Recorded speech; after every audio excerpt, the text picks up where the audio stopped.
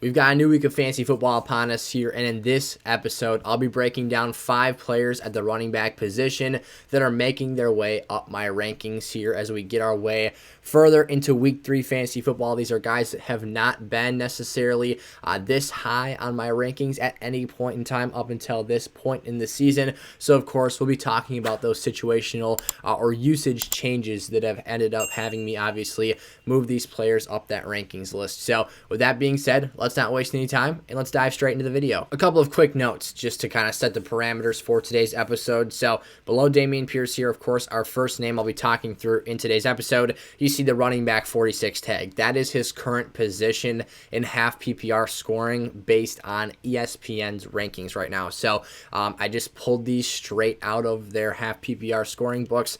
That's where that number originates from. Honestly, those numbers don't have much value or meaning to me. That's just their production up until this point in time through 2 weeks, and we'll mention that for each player here. I put that as a reference point up on the board, but of course, I'll be talking about why my optimism is growing for each player here. Growing optimism is a, kind of a good phrase to just keep in mind here throughout today's episode, because that's really what things are about. Of course, the reasons why they're rising up my rankings is because of the fact that my outlook for them has become more positive, or maybe while other players aren't necessarily as high on them, this is why I'm starting to have these feelings about these players. So dive down, smash that like button before we get started, and let's talk Dameon Pierce here, the current running back 46 for fantasy football. Again, it's kind of an arbitrary number because this is going to go up from here. Dameon Pierce breakout week, is something that I think may just be upon us here in week 3, taking on the Chicago Bears in this week's matchup. I absolutely love the situation at play here. Chicago's a 3-point favorite. For me, though, this has been a feisty Houston Texans team that has played tough football on the offensive and defensive side of the ball here. You've got a team that took the Colts to a tie in week 1. That wasn't supposed to happen. They were 10-point underdogs. And you had a team that was 10-point underdogs again in week 2 against the Denver Broncos that hung in there punch for punch and absolutely gave Russell Wilson and Nathaniel Hackett a run for their money. At this current point in time, we don't really know how much that's saying, but the message here is that happened. So Dameon Pierce in week 2, the key numbers we're looking at. 0 rushing attempts for Rex Burkhead, who had a 71% snap share in week 1 of this team's offense.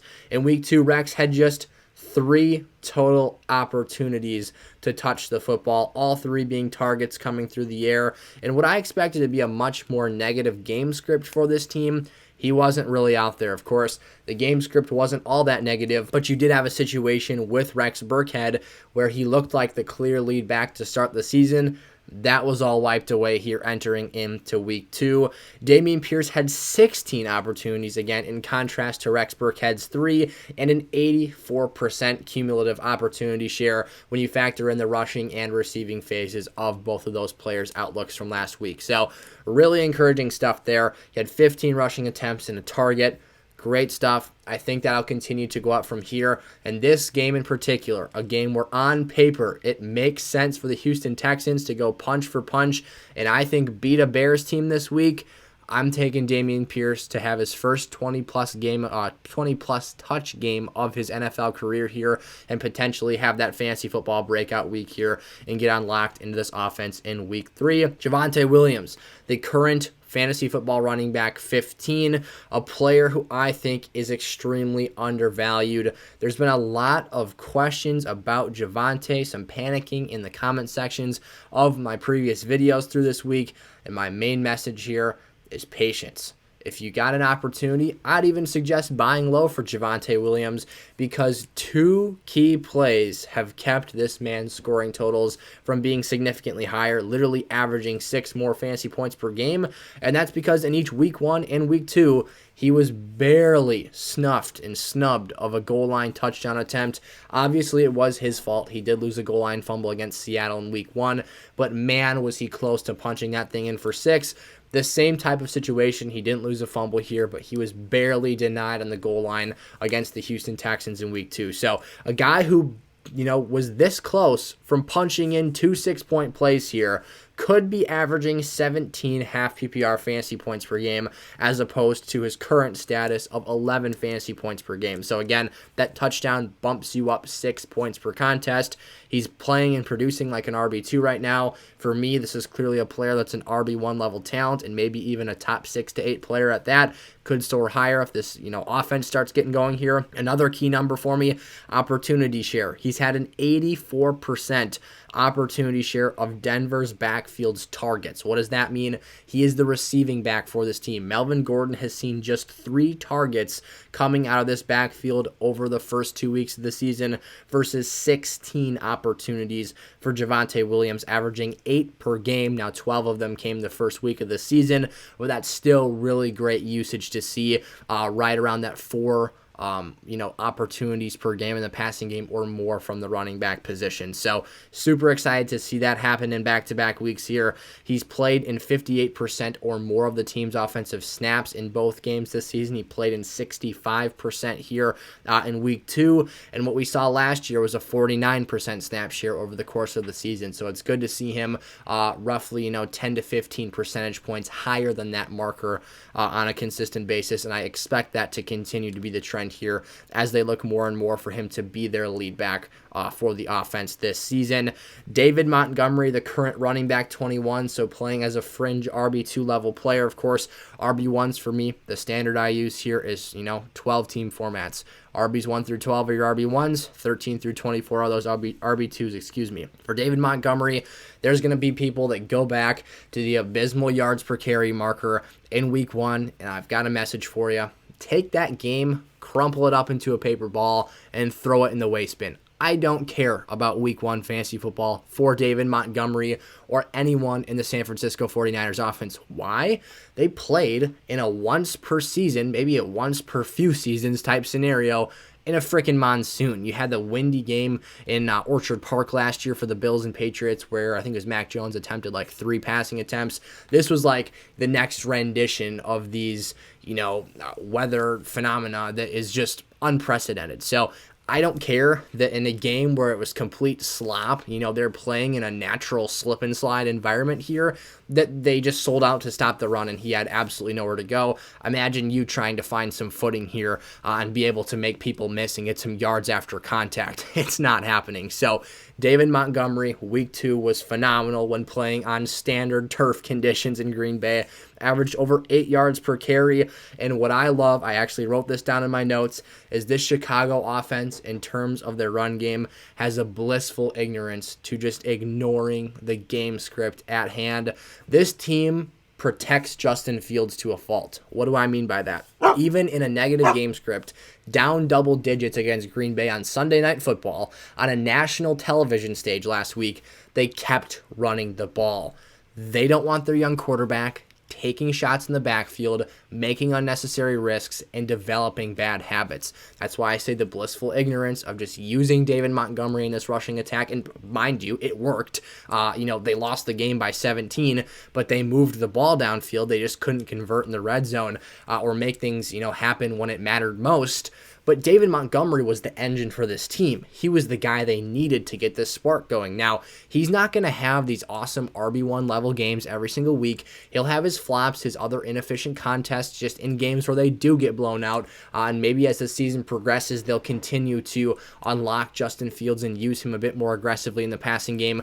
But for now, this is a guy who, after week 1, showed me that he kind of rebounded back to those typical workhorse level numbers in terms of his involvement in this offense. Had an 80% snap share. That is elite at the running back position here. There's not too many guys going north of 80%.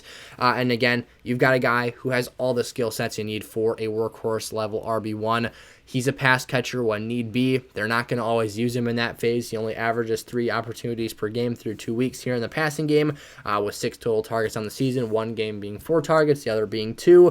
But a very complete player. The offense needs him, and he's kind of the, he's the catalyst, let's put it that way, for being able to set up the rest of this offensive attack.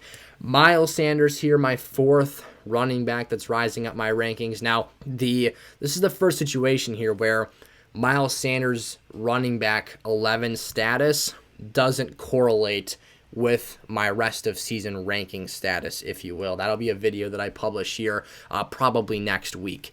Miles Sanders, what he has going on in this circumstance here is that based on my preseason and even post-week 1 evaluation of him, he has, escalated his production to a point that I didn't necessarily think would be the case here, or at least his usage. His production hasn't been off the charts, but the consistent production over 2 weeks thus lands him as a top 12 player. So for me, I'm still selling high on Miles Sanders if I get the opportunity, but what he does have going for him right now is 80-plus yards rushing in back-to-back games. Now, on its own, that's not really too spectacular. That's only 8 fantasy points in a half PPR format if you don't factor in reception value. Again, that is 80 rushing yards per contest through the first 2 weeks of the season, but he's only had 5 opportunities to catch the football. So that's where the hard ceiling is at for me. Also, you've got kind of a bouncing around dynamic of who's scoring the touchdowns for this team.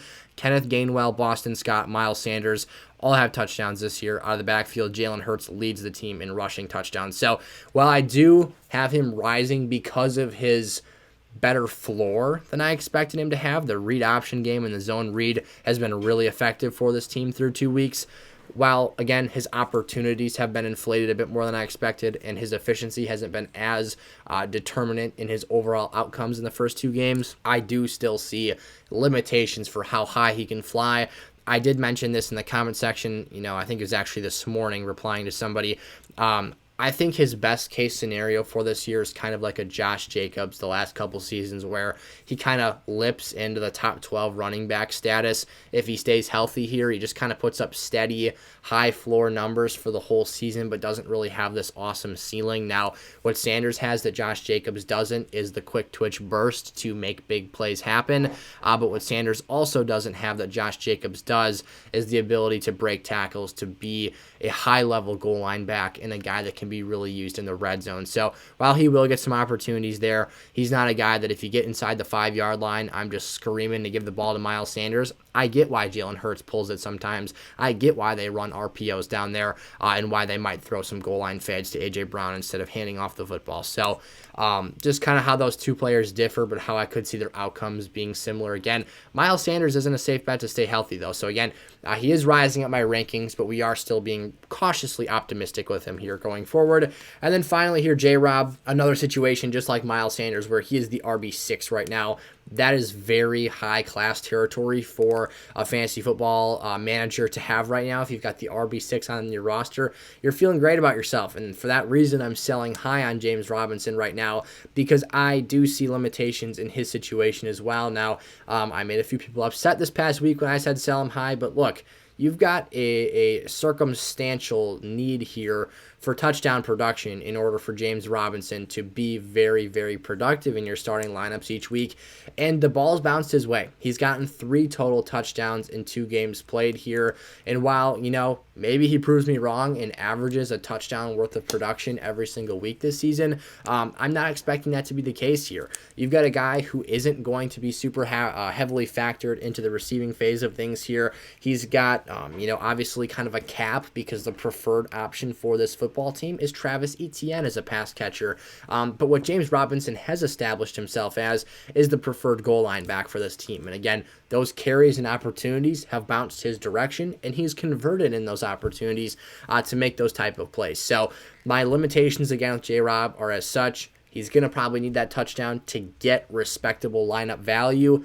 I don't see him as a lock to get 100 scrimmage yards every week. And with someone not catching the football and giving you those reception points in PPR formats, he's not really going to contribute too much to you there. Elsewhere, I think, 2, maybe 3 targets is kind of his ceiling in a given week with Etienne healthy and on the field. So you're looking for high yardage production, but again, for a guy who's not a super efficient player, and he's going to need that touchdown to be able to, fully capitalize on his RB2 status, which again has been inflated because of really excellent touchdown production to start the year. And I'm not taking that away from him. It's just a sustainability issue for me. And, personally, I don't see James Robinson as like a Derrick Henry level player that's just going to be finding pay dirt every single week. So J-Rob, my preseason evaluation of him was, probably a handcuff to Travis Etienne. it's looking pretty wrong at this current point in time because Travis Etienne has been the much more underwhelming fantasy producer. He could have had an awesome week 1. I keep going back to this, and, I apologize for those of you who don't care. This guy, James Robinson right here,